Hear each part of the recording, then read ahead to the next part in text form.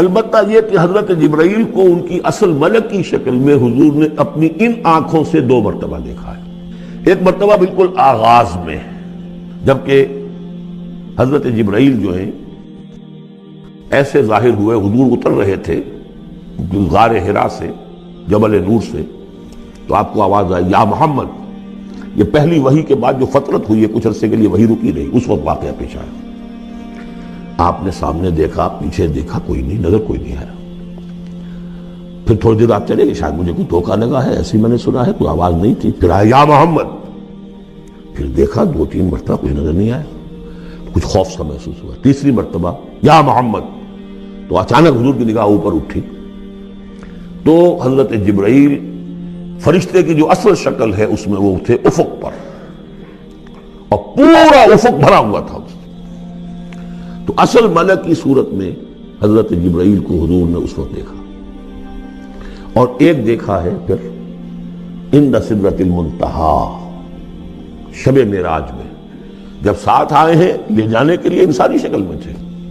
وہ سواری بھی ایسی تھی جس کو کہ براق کہا جاتا ہے، وہ بھی محسوس شے تھی، لیکن یہ کہ جہاں انہوں نے کہا 7ویں آسمان پہ جا کر کہ بس اب آگے اب آگے آپ کو اکیلے جانا ہے،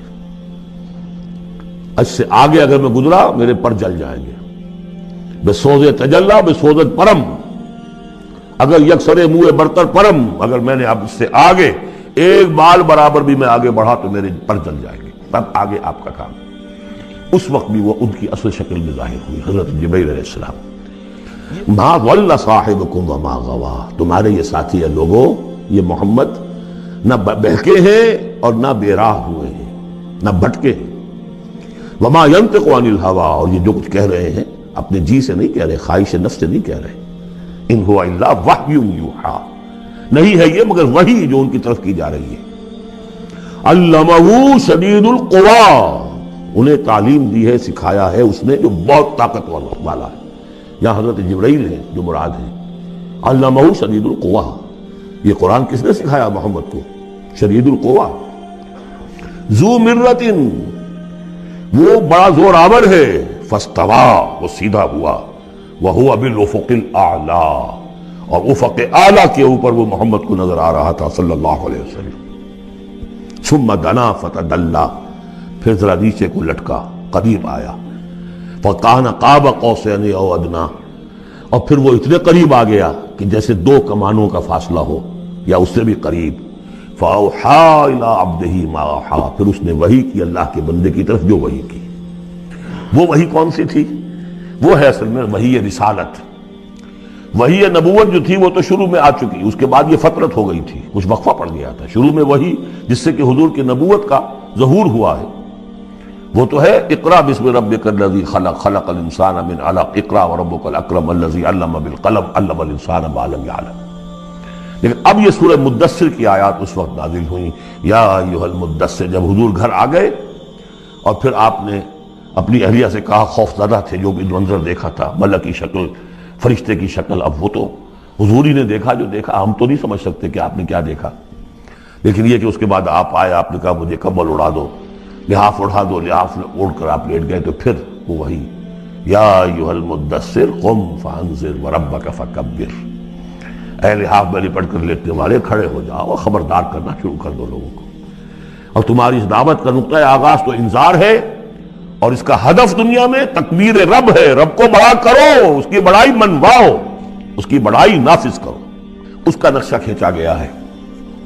علمہ شدید القوی ذو مرۃ فاستویٰ وہو بالافق الاعلی ثم دنا فتدلی فکان قاب قوسین او ادنیٰ فاوحیٰ الی عبدہ ما اوحیٰ ما کذب الفؤاد ما رأیٰ، جو کچھ انہوں نے دیکھا ان کے دل و دماغ نے اسے جھٹلایا نہیں، یہ نہیں کہا کہ نہیں یہ کیا ہے۔ دیکھیے ایسا ہوتا ہے کہ کوئی غیر معمولی سی بات آپ دیکھیں تو ایک شخص ہو جاتا ہے، میں خواب دیکھ رہا ہوں یا حقیقت دیکھ رہا ہوں۔ آنچنی بینیم میں بیداریست تو یارب یا بے خواب، اے اللہ جو میں دیکھ رہا ہوں یا ہم دیکھ رہے ہیں یہ بیداری میں دیکھ رہے ہیں، یہ خواب میں دیکھ رہے ہیں، وہ غیر متوقع چیز۔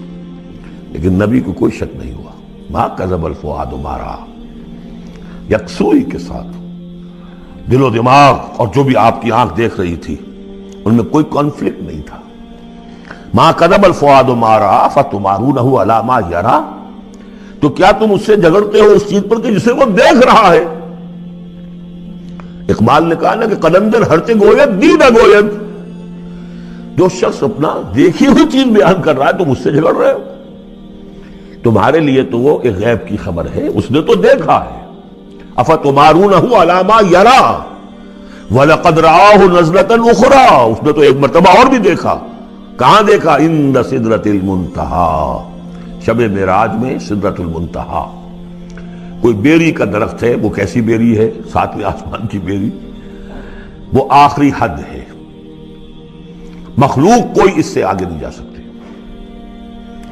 اس سدرۃ المنتہیٰ، منتہا نہایت، حد، جہاں کی حد ہو گئی، وہاں تک حضور پہنچے ہیں، سدرۃ المنتہیٰ تک. اندہا جنت الماوا، اور سب سے اونچی جو جنت ہوگی جنت الماوا، وہ اس کے قریب ہی ہے، وہ بھی ساتویں آسمان پر ہے. یہ تو درجہ بدرجہ ترقی ہوتی جائے گی نا. پہلی ضیافت جو ہے، پہلی نزول جو ہے، وہ تو اسی زمین پر ہو جائے گی. پھر جو ترقی ہوگی، اپنے اپنے مدارج، اپنے اپنے مراتب، اپنے اپنے مقامات، اپنے اپنے ایمان کی گہرائی، اپنے اپنے اعمال صالحہ، اپنا اپنا انفاق مال و جان، اس کے حوالے سے درجے ہوں گے. اندہا جنت الماوا اذ یغشی السدرۃ ما یغشی، جبکہ ڈھانپے ہوئے تھا اس بیری کو جو ڈھانپے ہوئے تھا. اب تمہیں کیا بتائیں کیا ڈھانپے ہوئے تھا، تم نہیں سمجھ سکتے. دیکھیے کس طریقے سے اذ یغشی السدرۃ، کوئی انوار الہیہ کا کوئی ایسا نزول ہے وہاں جو زبان میں ادا نہیں ہو سکتا. کوئی الفاظ نہیں ہے کہ جو ان کی تعبیر کر سکے. اس پر انوار الہیہ کا کوئی نزول ہے. اذ یغشی السدرۃ ما یغشی، جبکہ چھایا ہوا تھا اس بیری کے اوپر جو چھایا ہوا تھا، جبکہ ڈھانپا ہوا تھا اس بیری کو جس نے ڈھانکا ہوا تھا. ما زاغ البصر وما طغی، نبی کی آنکھ اس وقت نہ کج ہوئی نہ حد سے بڑھی. یہ دو انتہائیں ہوتی ہیں. ایک تو یہ کہ آپ کسی انٹینس لائٹ کو فیس نہ کر سکے تو نگاہ ہٹائیں گے، آپ یہ جھپک لیں گے، فیس نہیں کر سکتے اگر آپ میں ہمت نہیں، استعداد نہیں ہے. نبی کا ظرف اتنا تھا کہ ان انوار الہیہ کا براہ راست مشاہدہ کیا ہے، اور نگاہ آپ کو ادھر ادھر کرنے کی ضرورت پیش نہیں آئی. لیکن طغا ایک حد ادب بھی ہوتا ہے جس سے آگے انسان کو نہیں جانا چاہیے. نگاہ جو ہے اس نے بے ادبی کی روش بھی اختیار نہ کی. علامہ اقبال نے، واقعہ یہ ہے کہ اس آیت کو میں نے سمجھا علامہ اقبال کے ایک شعر سے، اور اکثر و بیشتر لوگ نہیں سمجھ سکے اس آیت کو. ذوق و شوق کے نام سے جو ان کی نظم ہے بال جبریل میں، وہ میرے نزدیک ان کے شاعرانہ جو ان کی استعداد ہے اس میں بلند ترین نظم ہے. وہ جہاں تک پیغام ان کا جو ہے امت مسلمہ کے لیے، اس کے لیے ابلیس کی مجلس شورا، وہ کلائمیکس ہے، اور وہ ہے بھی ان کے آخری زمانے کی نظم ہے. سن 36 میں انہوں نے کہی ہے. اس کے بعد تو بیماری اتنے رہے ہیں، بہت کم اشعار کہے. لیکن اس میں ذوق و شوق میں ایک شعر ہے: عین وصال میں مجھے حوصلہ نظر نہ تھا، عین وصال میں مجھے حوصلہ نظر نہ تھا، گرچہ بہانہ جو رہی میری نگاہ بے ادب. میری نگاہ بے ادب بہانہ تلاش کرتی رہی کہ میں مشاہدہ براہ راست کروں، حالانکہ عین وصال ہے اس وقت، لیکن یہ کہ میرے اندر حوصلہ نہ تھا کہ میں حسن کا براہ راست مشاہدہ کر سکوں. عین وصال میں مجھے حوصلہ نظر نہ تھا، گرچہ بہانہ جو رہی میری نگاہ بے ادب. یہاں ان دونوں چیزوں کے برعکس بات ہے جو اقبال اپنے بارے میں کہہ رہا ہے. میں تو بے ادب بھی ہوں، اور میں تو چاہتا تھا کسی طریقے سے حد ادب سے تجاوز کر کے دیکھوں، لیکن میرے اندر تو حوصلہ نہیں تھا. محمد میں وہ حوصلہ تھا، دیکھا ہے، براہ راست دیکھا ہے، نگاہ جما کر دیکھا ہے، لیکن ایک حد سے تجاوز نہیں کیا، حد ادب کے اندر رہے. ما زاغ البصر وما طغى لقد رأى من آیات ربہ الکبریٰ، دیکھا انہوں نے اپنے رب کی عظیم ترین، وہ تو اللہ کی عظیم ترین آیات کا ہے. اور اسی سے در حقیقت دلیل ہے ام المومنین حضرت عائشہ صدیقہ رضی اللہ تعالی عنہ اور حضرت عمر رضی اللہ تعالیٰ عنہ کا جو قول ہے. شب معراج میں بھی حضور نے اللہ کو نہیں دیکھا، اللہ کی عظیم ترین آیات کو دیکھا جو تجلی تھی اس وقت اللہ کی. حضرت عائشہ صدیقہ کا کہنا تو یہ کہ نور لا یرا، وہ نور ہے، دیکھے کیسا جا سکتا ہے؟ بہرحال وہاں بھی قرآن جو کہہ رہا ہے وہ یہ نہیں کہہ رہا ہے کہ اللہ کو دیکھا، نہیں.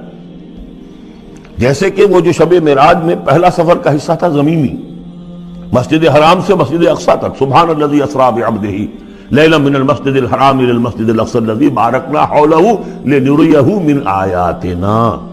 وہاں پر بھی اللہ نے اپنی آیات کا مشاہدہ کرایا، لیکن وہ زمینی آیات ہیں اللہ کی، وہ برکات جو ہیں زمینی ہیں. یہ تجلی جو ہو رہی ہے یہ ہو رہی ہے اس سدرۃ المنتہا پر، آخری حد ہے، مخلوق کی آخری حد ہے. اس سے آگے کہیے حرم ہے، حریم ذات ہے اللہ کی، جس میں کسی غیر کا کوئی دخل ممکن نہیں. اس حد پر جا کر جو وہاں تجلیات باری تعالیٰ تھے ان کا مشاہدہ کیا.